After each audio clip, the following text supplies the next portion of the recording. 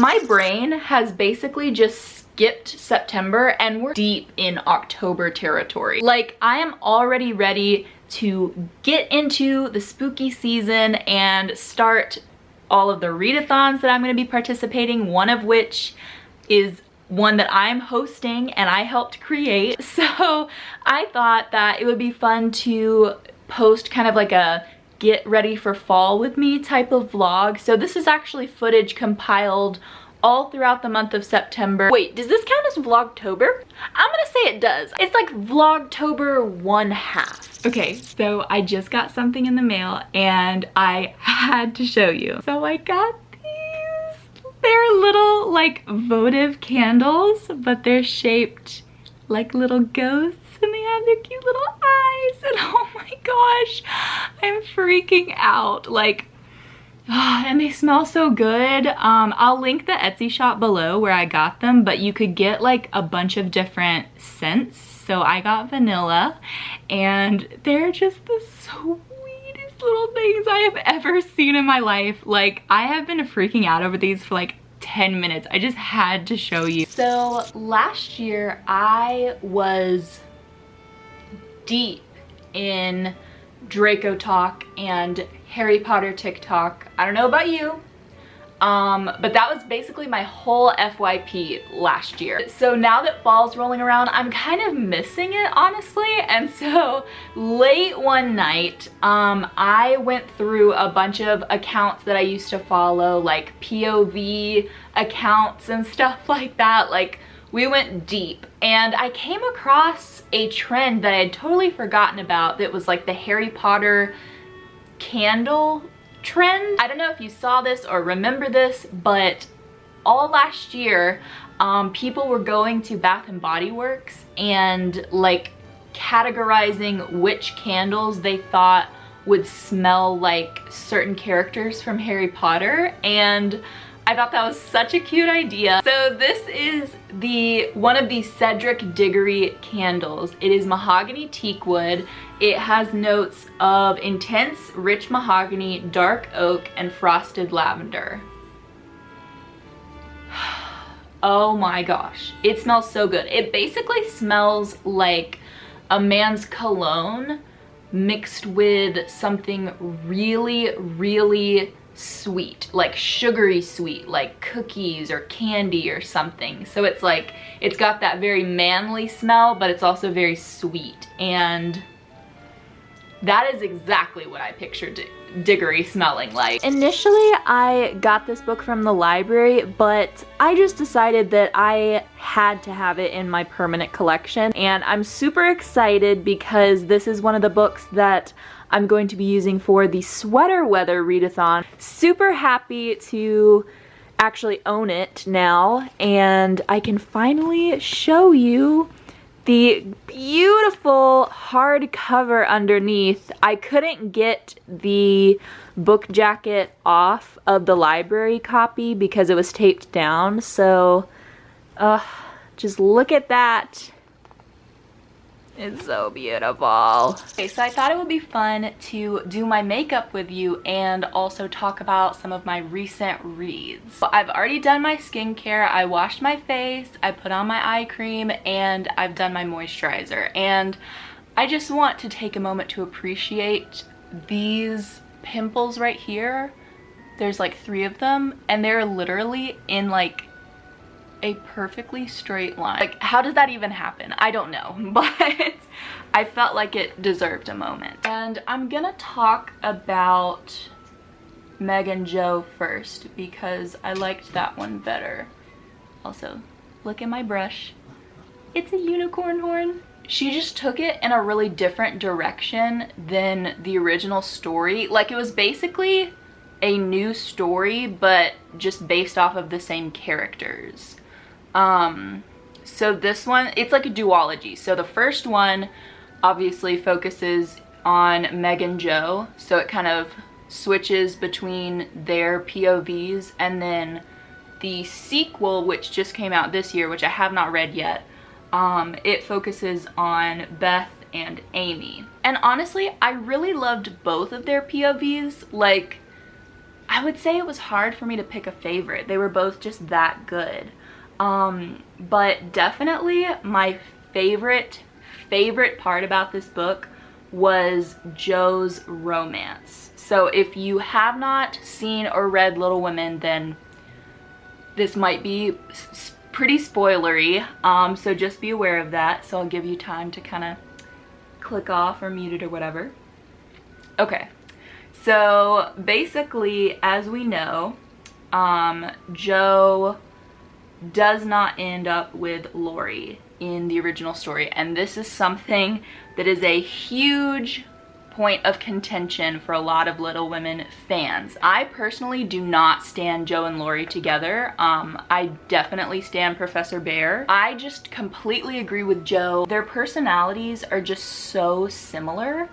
I just don't think it would have worked out. Like, they basically both needed the same thing in a spouse, which was someone to kind of, I don't know, support them as the more creative and more independent and just kind of wild, outgoing person. And like, you can't both, I don't know, you can't both be the more outgoing one. Like, somebody has to be responsible, you know what I mean? Like, I feel like they both needed to marry someone who is more like responsible and more mature, and they just would not have been happy with each other. I don't think they would have felt supported. Like, they wouldn't have been able to give each other what they needed. One of them would have had to, I don't know, kind of give in and like change their personality a bit. And of course, neither of them would have been happy doing that. So yeah, in this book,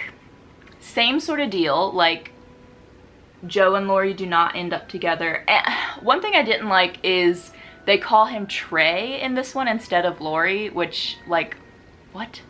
But anyway, I loved how this book focused a lot more on Joe and Eric's relationship, like really made you stan them, because I think the problem is that in the original story, we just spend so much time with Lori, and with Joe and Lori together, it's like people get really attached, and then she brings in this other guy that we're not really that emotionally attached to, and he kind of, in the original story, gives off like second lead vibes, you know what I mean? So I feel like that's why people don't really like him as much and weren't happy with their relationship. But this story takes place like after Joe has already left for New York, and basically the entire story almost happens during that part in the timeline. And so we're just focusing on her and Eric's relationship. And so in this story, she's rewritten Professor Bear as this super cute chef. And during her time in New York, Joe is working in his restaurant while she's also writing a food blog. And so they start a romance and they start dating, and it is just the cutest, like, oh my gosh, cutest relationship ever. He is still older than her in this story, but it doesn't really like feel like as big of a deal. They do talk about it, like he's divorced, so like it does talk about that, but it's not, I don't know.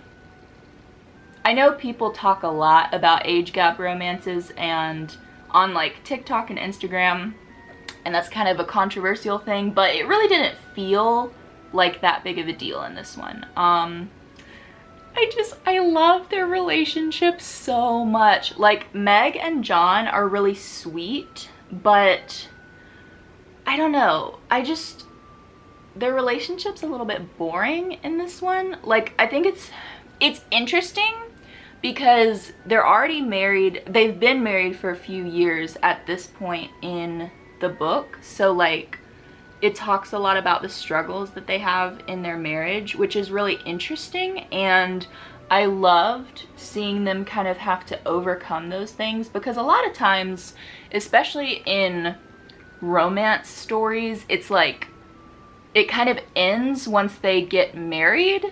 And so it's like, happily ever after, but then like you have an entire lifetime together that you have to kind of get through and figure out how you're gonna make it. You know what I mean? Like, marriage is really hard, and it's not as simple as like a happily ever after. So I appreciated the fact that we got to see them kind of overcome some common marital issues like having kids and changing career paths, but they weren't like the cutesy sweet relationship in this story. Like, that was definitely Joe and Eric. I think I'm gonna do my brows next. My brows are my favorite thing to do. They are my favorite feature. I have very naturally very thick, very dark brows. Okay, next up we need to talk about Realmbreaker. This book is very like, it has very strong Lord of the Rings vibes. It is like high fantasy, completely different magical world that Victoria Aveyard has just totally made up from her imagination, which is very impressive. But for me, it was very hard to follow. But not because she did it poorly, just because these types of books are not really my favorite. I wanted to read it because I really liked the first couple of books in the Red Queen series, and so I was just really interested to see what this next one was going to be like. But high fantasy like this, where it's got like, where it's set in just like a totally different world, that's very difficult for me to follow. Like, I think I do better with fantasy when it's like urban fantasy or like set in the real world, but then there's like fantasy elements, like something like Percy Jackson, because it's just too much. Like, the world building gets, it just bogs me down, you know what I mean? Because I'm the type of person where I need to be 100% spatially oriented in a book that I'm reading. So like, if we're in a building, I need to know like how high the ceilings are and what color the walls are and like all these different things, so I can picture it in my head and have like as clear of a picture as possible. And so when we're in a fantasy world with like all these different countries and cultures that I've never heard of before, it's like I'm having to learn all of that, like in addition to the regular details that you would have to have in a book in order for the reader to understand the setting. It's like everything is new, everything is different, and I think that's why it took me so long to get through it, because it took me the entire month of August basically to get through it. And I kept having to like flip back and forth between the story and the map and like try to figure out which country we were in and like what the people there looked like and what type of language they spoke, and just all of these different things that if it were set in the real world, like obviously you wouldn't have to necessarily wonder about that, like you would already know. So it's like, it was really well written, I would say, and you could definitely tell that she had improved like just her writing style since Red Queen. So I was really proud of her for that, but I don't think I'm gonna be reading the sequel. It was just too much. I would have to be in a very specific mood. Next, I'm gonna do my blush. I would say my favorite character was definitely Andi. He's just so sweet. Like, he radiated strong Cedric Diggory vibes to me. I really liked our main character too. Like, I thought she was really interesting. Her mom's a pirate but won't let her come on like voyages with her because she wants to protect her. And so this girl is basically just like itching to get to go see the world. So obviously she starts off pretty naive.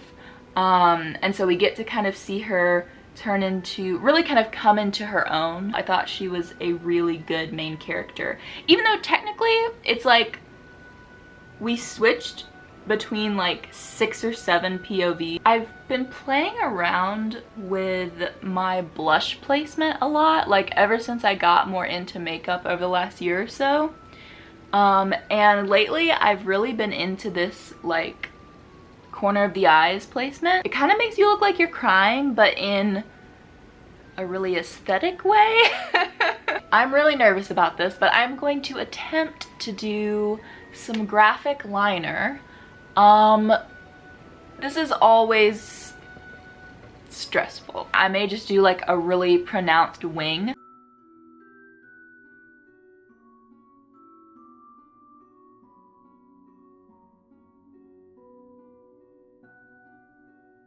Okay, so that is basically the outline we're working with. And then I'm just gonna go over it and fill it in. It's a good thing I finished talking about books because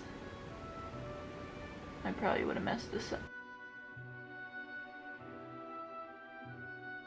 Alright, I like it. So I'm gonna do this other eye and try to get it as similar as possible, and I will be right back. Okay, I think I like that. Is the Essence Lash Princess. Like, this was literally like $5 on Amazon. Like, look at that. Amazing. All right. I found this one from e.l.f. It's the Hydrating Core Lip Shine in the shade Delightful. So I'm just gonna put a little bit of that on. But yeah, so that is the look. That is basically my go-to filming look, which is pretty much the only time I put on makeup anyway, to be honest. So yeah, I'm gonna go film a video and I'll see you later. Okay, so I just finished filming my TBR for all of October, and I was taking a break and scrolling through Instagram, and I kind of just want to like wax philosophical for a second because I saw this post that just really kind of got me thinking. And it was one of the girls that I follow had posted this beautiful picture, and it was all about Friends, and she was talking about how she had just finished her first watch of the show and how much she loved it. And at first I thought, like, man, I'm so jealous, like I wish I could, you know, watch that show for the first time again. And then I was like, you know what? Actually, I don't think I want to say that anymore, because I feel like we say that a lot of times about books or shows or movies that we love, like, oh, I wish I could go back and watch it for the first time. But I take that back. I don't think I would want to be able to go and watch something for the first time again, because I think that when you watch a new show or read a book, I think the place that you're at in life really has a big impact on what you take away from that thing. The first time I watched Friends, for example, I was in like my second or third year of college, and I just went through the whole series over Christmas break, and I watched it with my mom. Loved it, obviously, but like, the things that I took away from it then aren't the same things that I get from it now, like even as I'm rewatching it for like the fourth time, you know? And so I feel like if I were to be able to undo that and watch it for the first time now, I would lose that whole experience, and my takeaway from it might be totally different, you know? Like, even just my favorite character changes literally every single time that I rewatch the show. So I think I'm gonna stop saying that, because I think it's good that we can only watch things for the first time once, because it's kind of like a snapshot of who we were at the time that we first saw it. But yeah, so my favorite character right now is definitely Monica. I'm really vibing with her. Her personality is totally different than mine. She, you know, like, she's like the hostess with the mostest, and just has these really like homey vibes, and has a very like motherly and nurturing personality. And I think that reminds me of my mom, so I'd say she's probably my favorite right now. But when I first watched the show, it was Chandler. Okay, so I've got a bunch of books that are on my October TBR that I want to read that are like spooky season type vibes. So now I just have to decide which one I want to start with. This one I've been saving for months to read, specifically during the fall, because it just, like, it has such magical, cozy vibes, and it takes place, like, look at that, in this magical forest. Then we have a gift for a ghost. This one also just has really strong spooky season vibes. And then lastly, Witch Hat Atelier, which if you saw my manga reading vlog a few weeks ago, then you will know I read volume 1 and absolutely loved it. It is literally Harry Potter in manga form, basically, with a young girl as the protagonist. It's all young girls learning magic, and it's just so beautiful. I think I'm leaning towards this one.